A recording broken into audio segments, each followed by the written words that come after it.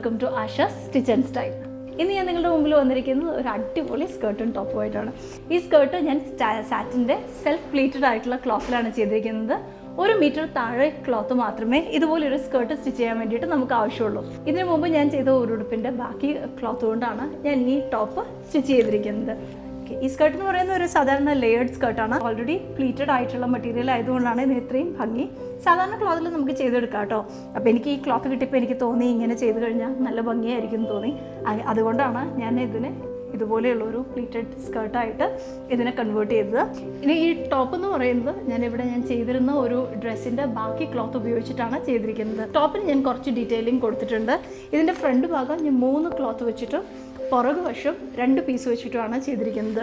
ഇതിൻ്റെ മുകളിലായിട്ട് ഞാനിവിടെ ഒരു ലേസും താഴെയും ലേസ് വർക്ക് കൊടുത്തിട്ടുണ്ട്. ഡ്രസ്സിൻ്റെ ബോഡി എന്ന് പറയുന്നത് പ്ലീറ്റഡ് ആയിട്ടാണ് ഞാൻ ചെയ്തിരിക്കുന്നത്. അപ്പോൾ കുറച്ചൊരു ഫ്ലഫി ആയിട്ട് കാണാൻ വേണ്ടിയിട്ടാണ് ഈ ടോപ്പിന് ഞാനിവിടെ ഇതുപോലെയുള്ള പ്ലീറ്റ്സ് കൊടുത്തിരിക്കുന്നത്. ഇതിൻ്റെ ഒരു പ്രത്യേകത എന്ന് പറയുന്നത് ഇതിൻ്റെ സ്ലീവ്സ് ആണ്. ഇതുപോലെയുള്ള സ്ലീവ്സ് നമ്മൾ ഉടുപ്പിലൊക്കെ കൊടുക്കുകയാണെങ്കിൽ കുഞ്ഞു പിള്ളേർക്ക് നല്ല ഭംഗിയായിരിക്കും. ഇതുപോലെയുള്ള അംബ്രല്ല കട്ടിൽ ഇതുപോലെ ലെയേഴ്സ് കൊടുത്തിട്ട് സ്ലീവ്സ് സ്റ്റിച്ച് ചെയ്യുമ്പോൾ പീക്കോ ചെയ്യുന്നതാണ് എപ്പോഴും നല്ലത്. അതുപോലെ തന്നെ ഞാൻ ഈ സ്കേർട്ടിൻ്റെ എഡ്ജസും ഇതുപോലെ പീക്കോ ചെയ്തിരിക്കുകയാണ്.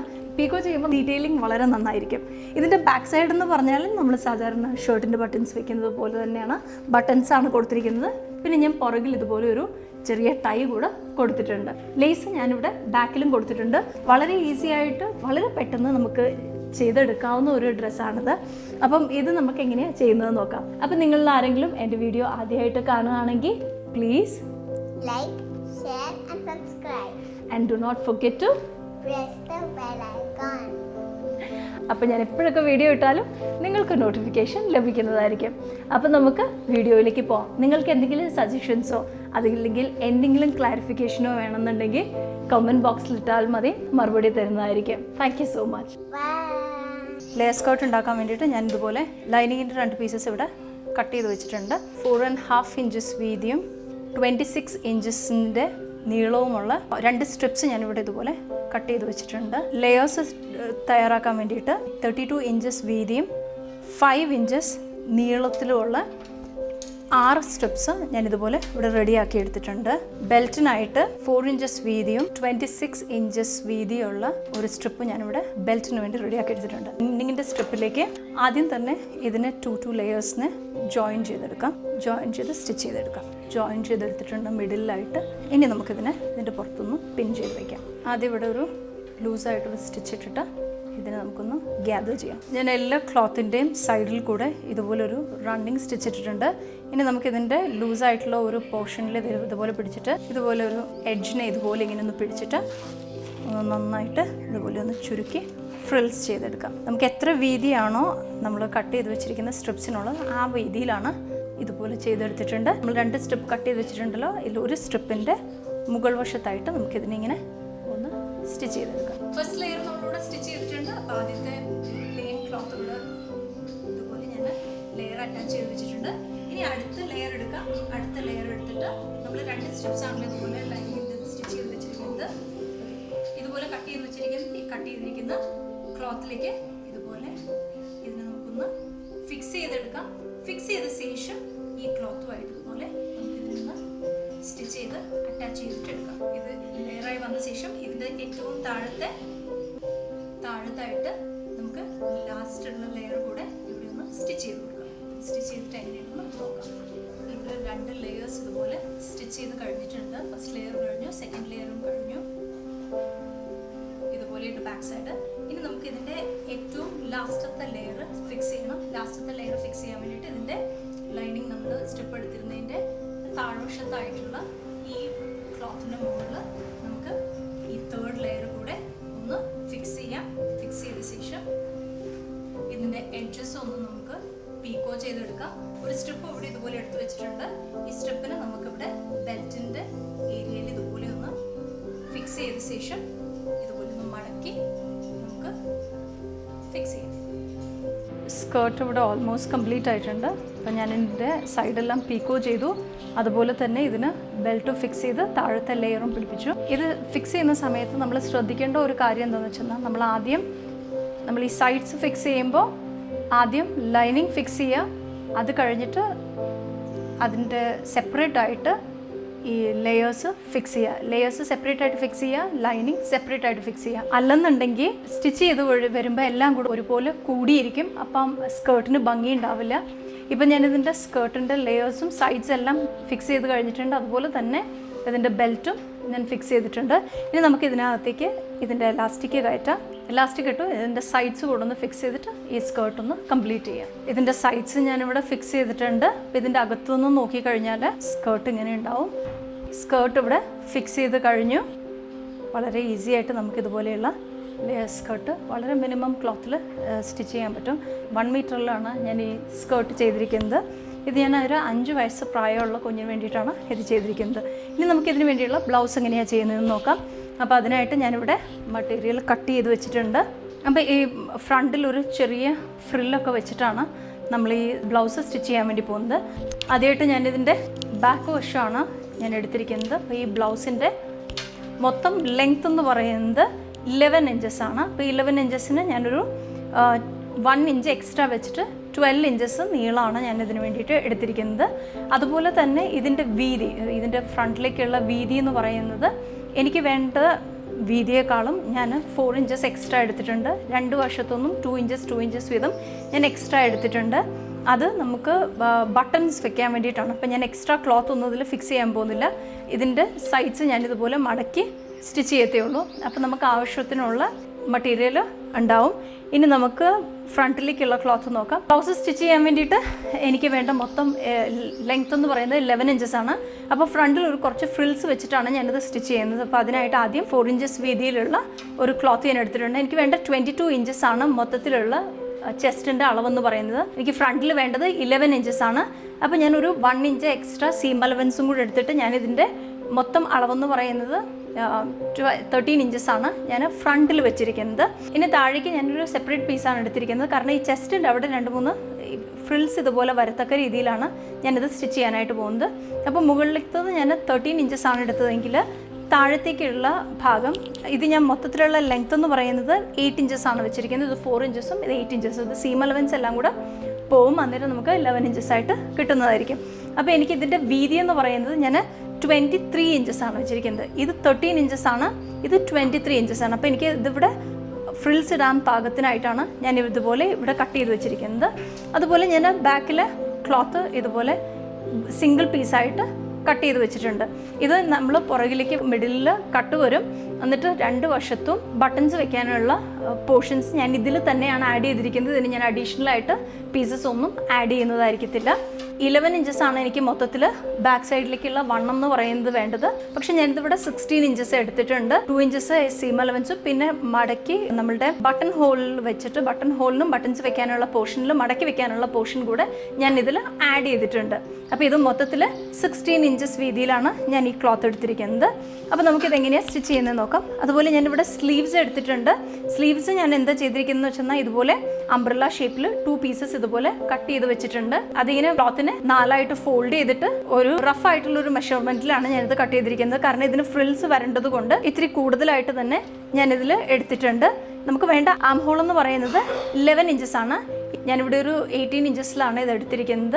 അപ്പം കുറച്ച് എക്സ്ട്രാ ആയിട്ടുണ്ടെങ്കിൽ ഫ്രിൽസ് ഒക്കെ കൊടുത്തിട്ട് ചെയ്യാൻ പാകത്തിനാണ് ഞാൻ ഇതുപോലെ 2 പീസസ് ഇവിടെ കട്ട് ചെയ്ത് വെച്ചിരിക്കുന്നത്. അപ്പോൾ ഇത് 2 ലെയറായിട്ടാണ്. അപ്പോൾ ഈ ആം ഹോളിൻ്റെ ഈ സ്ലീവ്സ് നമ്മൾ എങ്ങനെയാണ് കട്ട് ചെയ്തതെന്ന് നമുക്ക് ഒന്നുകൂടെ നോക്കാം. അപ്പോൾ നമുക്ക് 2 ലെയേഴ്സാണ് സ്ലീവ്സിന് വേണ്ടിയിട്ട് വേണ്ടത്. അപ്പോൾ അതിനായിട്ട് ഞാൻ ഇതുപോലെ ക്ലോത്തിനെ 4ആയിട്ട് മടക്കിയിട്ടുണ്ട്. ആദ്യം ഞാൻ മടക്കിയപ്പം ഇതുപോലെ 2 പീസസാണ് വെച്ചിരുന്നത്. ഇനി നമുക്കിതിൻ്റെ ആം ഹോൾ കൊടുക്കാം. അപ്പോൾ ഇതിനേക്കാളും കുറച്ചുകൂടെ ചെറിയൊരു പീസാണ് നമുക്ക് വേണ്ടത്. ക്ലോത്തിൽ ഇതുപോലെ 4 ഫോൾഡായിട്ട് വെച്ചിട്ടുണ്ട്. ഇനി ഇതിനകത്തേക്ക് നമുക്ക് ഇതിൻ്റെ അളവിന് മെഷർ ചെയ്തെടുക്കാം. അപ്പോൾ ആദ്യം ഞാൻ 3.5 ഇഞ്ചസിലാണ് മുകളിലുള്ള ഇതുപോലെ മെഷർ ചെയ്തിട്ട് കട്ട് ചെയ്തത്. ഇപ്പോൾ ഞാനത് സ്റ്റിച്ച് ചെയ്യുമ്പോൾ ഇതിനൊരു പ്രത്യേകിച്ചൊരു അളവൊന്നും പറയാനൊന്നുമില്ല. കാരണം നമുക്ക് ഇഷ്ടമുള്ളതുപോലെ വീതിക്ക് എടുക്കാം. ഇനി നിങ്ങൾക്ക് ഇതിലും കൂടുതൽ ഫ്രിൽസ് വേണമെന്നുണ്ടെങ്കിൽ ഇതിലും കൂടുതൽ എടുക്കാം. അതിനൊരു പ്രത്യേകിച്ചൊരു കണക്കൊന്നുമില്ല. അപ്പോൾ ഇവിടെ നമ്മളുടെ ആദ്യമായിട്ട് ഇതിൻ്റെ സർക്കിൾ ഷേപ്പിൽ വെട്ടേണ്ട ഭാഗം മാത്രം നമ്മളൊന്ന് മാർക്ക് ചെയ്തെടുക്കാം. ഞാൻ ഇതിൻ്റെ അളവ് ഇതുപോലെ എടുക്കുന്നുണ്ട്. ഇനി നമുക്ക് ഇതിൻ്റെ സൈഡ്സ് ഒന്ന് മാർക്ക് ചെയ്യാം. ഞാൻ ഇതുപോലെ മാർക്ക് ചെയ്തിട്ടുണ്ട്. ഇനി നമുക്കിതൊന്ന് വെട്ടിയെടുക്കാം. ഇതുപോലെ എടുത്തിട്ടുണ്ട്. ഇനി നമുക്കിതിനെ ഹാഫായിട്ട് എടുക്കാം. അപ്പം നമുക്കിതുപോലെ 2 പീസസ് ഇവിടെ കിട്ടിയിട്ടുണ്ട്. ഈ 2 പീസസിനെ ഇതുപോലെ വെച്ചിട്ട് ഇതിൻ്റെ ഒന്നിൻ്റെ മുകളിൽ ഒന്നായിട്ട് ഇതിനെ അറ്റാച്ച് ചെയ്യണം, ഇതുപോലെ ഫിക്സ് ചെയ്യണം. ഇതുപോലെ തന്നെ നമുക്ക് അടുത്തതും ഇതുപോലെ ഫിക്സ് ചെയ്തെടുക്കാം. ഇനി നമ്മൾ ഫ്രണ്ടിൽ നമ്മൾ 2 പീസസാണ് ഇതുപോലെ വെട്ടി വെച്ചിരിക്കുന്നത്. ഇത് മുകൾ ഭാഗത്തേക്കുള്ള പീസാണ്, അതുപോലെ ഇത് താഴ്ഭാഗത്തേക്കുള്ള പീസാണ്. ഈ താഴ്ഭാഗത്തേക്കുള്ള പീസിനെ നമുക്ക് നടുക ഒന്ന് മടക്കാം. എന്നിട്ട് ഇതിൻ്റെ നടുക്കൊന്ന് ഒരു ചെറിയ കട്ട് കൊടുക്കാം, മാർക്ക് ചെയ്യാൻ വേണ്ടിയിട്ടാണ്, സെൻറ്റർ ഒന്ന് അറിയാൻ വേണ്ടിയിട്ടാണ് ഇങ്ങനെ കട്ട് ചെയ്യുന്നത്. അതുപോലെ തന്നെ മുകളിലേക്കുള്ള പീസിനെയും പോലെ നടുകയൊന്ന് മടക്കിയെടുത്ത ശേഷം ഇതിൻ്റെ നടുവിൽ ഒരു ചെറിയൊരു കട്ട് കൊടുക്കാം. നമ്മളിതിന് കട്ട് കൊടുത്തിട്ടുണ്ട്. ഇനി ഇതിൻ്റെ 2 വശത്തിൻ്റെ ഒരറ്റവും താഴ്വശത്തിൻ്റെ ഒരറ്റവുമായിട്ട് ഒന്ന് പിൻ ചെയ്ത് കൊടുക്കാം. അതുപോലെ ഈ വശവും ഇതുപോലെ ഒന്ന് പിൻ ചെയ്ത് കൊടുക്കാം. ഇതൊരു ഈസി വേ ആണ് ചെയ്യാൻ വേണ്ടിയിട്ട്. ഇനി ഇതിൻ്റെ സെൻറ്റർ ഒന്ന് പിടിക്കാം. രണ്ടിൻ്റെയും സെൻറ്റർ ഒന്ന് ഒരുപോലെ ഒന്ന് വെച്ചിട്ട് ഒരു പിൻ ഇതുപോലെ കുത്തി കൊടുക്കാം. ഇപ്പം നമ്മളിതിങ്ങനെ കുത്തി എടുത്തിട്ടുണ്ട്. ഇപ്പം നമ്മളിതുപോലെ മുകൾ വശം താഴേക്കാക്കിയിട്ടും അതുപോലെ താഴ്വശം നമ്മളുടെ ഭാഗത്തേക്ക് എടുക്കുമ്പോൾ ഇതുപോലെ നമുക്ക് എക്സ്ട്രാ ക്ലോത്ത്സ് ഉണ്ട്. ഈ എക്സ്ട്രാ ക്ലോത്തിനെ നമുക്ക് ഇവിടെ ഒന്ന് ചെറിയ ഫ്രിൽസ് ആയിട്ട് ഇവിടെ ഒന്ന് നമുക്ക് അഡ്ജസ്റ്റ് ചെയ്യാം.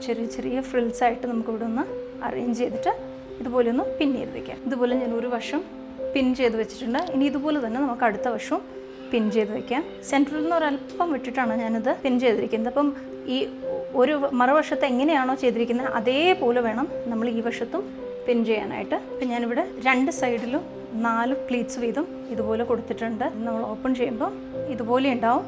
ഇനി നമുക്കിതിനെ ഇതുപോലെ ഒന്ന് നടുകയൊന്ന് ഈ നമ്മൾ പിൻ ചെയ്ത് വെച്ചിരിക്കുന്ന ഈ പ്ലീറ്റ്സ് ഇതിലൊന്ന് സ്റ്റിച്ച് ചെയ്തൊന്ന് ഫിക്സ് ചെയ്യാം.